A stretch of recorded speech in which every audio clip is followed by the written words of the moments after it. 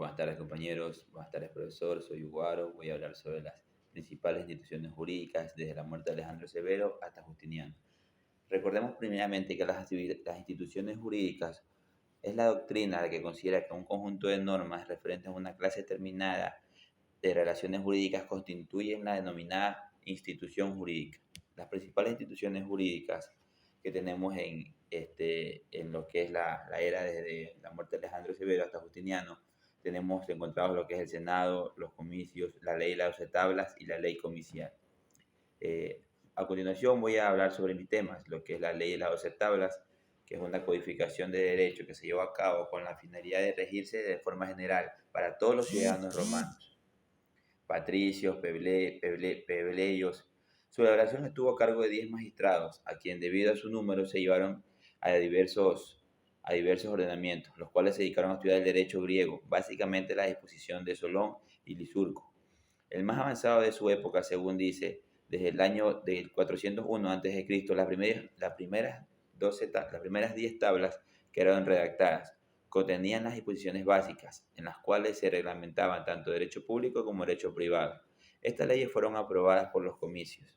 Para ser consideradas como un trabajo incompleto con posterioridad, se les añadieron otras 2 tablas más, con las que tuvo una forma jurídica definitiva. Dicha legislación muy rigurosa disponía, por ejemplo, que si el ladrón era sorprendido en flagrante delito, sufría la pena capital o bien fuera reducido a la esclavitud.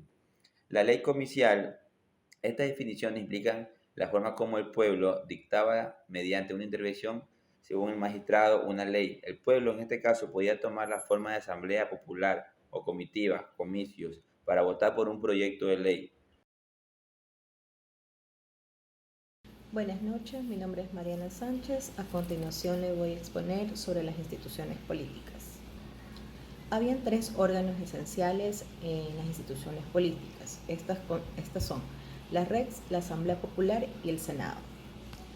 La Rex, que estaba formada por los reyes, uno de los tantos reyes podemos citar a Momo Pompilio, a Tulio Ostinio, a Taquirno.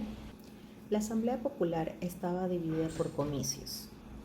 Los comicios por curias estaban compuestos por tribus convocadas por el rey. Los comicios por cintura eran convocados por un magistrado que tenía el imperio, como los cónsules y los magistrados que los reemplazaban. Podrían ser presididos por los pretores. Los comicios por tribu, la reforma había dividido a la ciudad en 4 tribus urbanas. Estas estaban presididas por un magistrado o un patricio. A continuación, el Senado.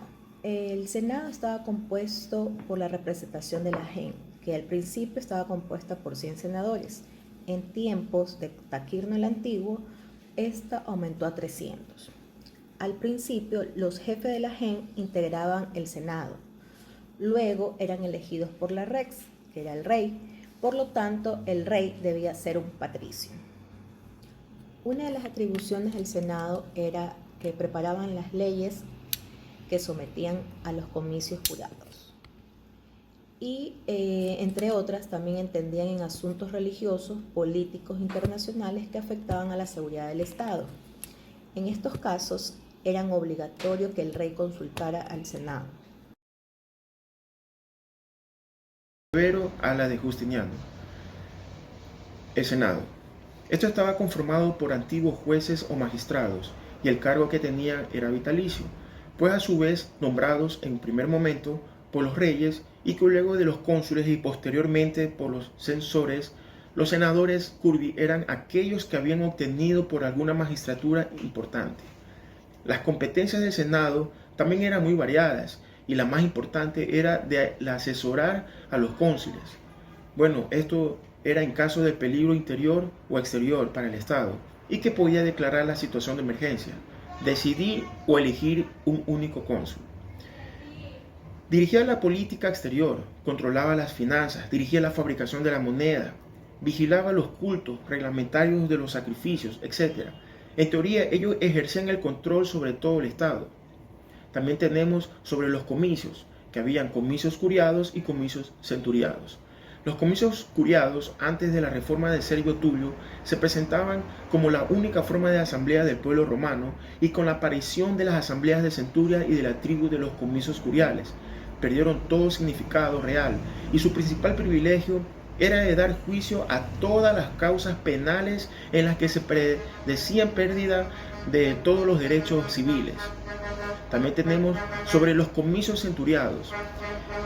Ellos surgieron por mucho tiempo la forma más alta de la asamblea popular, manteniendo un carácter militar, ya que en sus inicios era la más alta de la asamblea. Eran unas reuniones de milicia ciudadana. Los comicios centuriados se reunían en el campo Marcio, y que solo los magistrados tenían poderes militares, es decir, que podían convocarlos y presidirlos. La votación era en primera época en la que se producía dentro de las centurias, y luego se contaban las centurias que habían votado a favor y en contra. A mediados del siglo III se introdujo una forma de una norma democrática, y que según cada clase tenía el mismo número de centurias. En cuanto a la función de estos comicios, todas las leyes constitucionales tenían que pasar por ellos, y sus obligaciones más importantes eran de declarar la guerra y firmar la paz. Gracias. 3. Después de la muerte de Alejandro Severo comienza el periodo del Bajo Imperio, que se extiende hasta el reinado de Justiniano. Las guerras civiles, las luchas de los pretendientes al trono, las invasiones de los bárbaros, acaban poco a poco la completa desorganización de la sociedad romana. Durante 3 siglos se sucedieron múltiples emperadores, algunos por su habilidad y firmeza. Detuvieron la lenta pero firme decadencia en la que terminó cayendo el derecho romano, y le dieron al imperio una apariencia de solidez. Con Constantino, el cristianismo llega a ser la religión oficial, y la sede del gobierno fue trasladada de Roma a Constantinopla. Desde entonces, la unidad del imperio no podía subsistir largo tiempo. Desde la muerte de Teocidio I, se divide el imperio en 2 partes, el occidente y el oriente. El imperio de Occidente, arrinconado cada día por sus ataques, vuelve a encontrar en 535 con el emperador Justiniano algunos años de prosperidad. Gracias al mérito de los generales a cargo del emperador Justiniano, este conquista Italia y África, y reúne por primera vez bajo su dominación la mayor parte de las antiguas posesiones romanas, incluyendo parte del oriente. Pero Italia vuelve a caer en poder de los bárbaros. Después de la muerte de Justiniano, el imperio del oriente no es más que un imperio griego. Ante el paso del tiempo y la derrota sufrida por el imperio, las fuentes del derecho quedaron agotadas, ya que ya no se habló de leyes ni de plebiscitos, ni de senado-consultos. Los pretores no conservaron casi nada de sus antiguas atribuciones.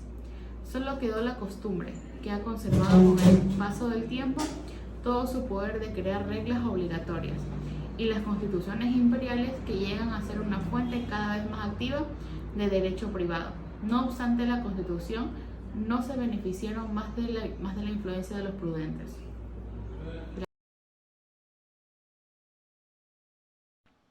Muy buenas noches, mi nombre es Robert Cárdenas, estudiante de Derecho de la Universidad Bolivariana. En este tema me ha tocado exponer sobre las principales características de las instituciones jurídicas desde la muerte de Acevedo hasta la de Justiniano. Bueno, podemos decir que desde la muerte de Alejandro Severo comienza el periodo del Bajo Imperio, que se extiende hasta el reinado de Justiniano. Las guerras en este sentido, las civiles, las luchas de los pretendientes al trono, las invasiones de los bárbaros, acaban con poco a poco la completa desorganización de la sociedad romana.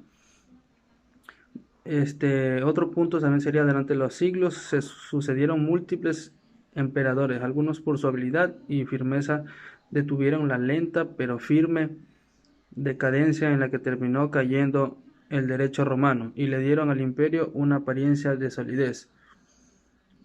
Como otro punto también, con Constantino el cristianismo llega a ser la religión oficial y la sede del gobierno.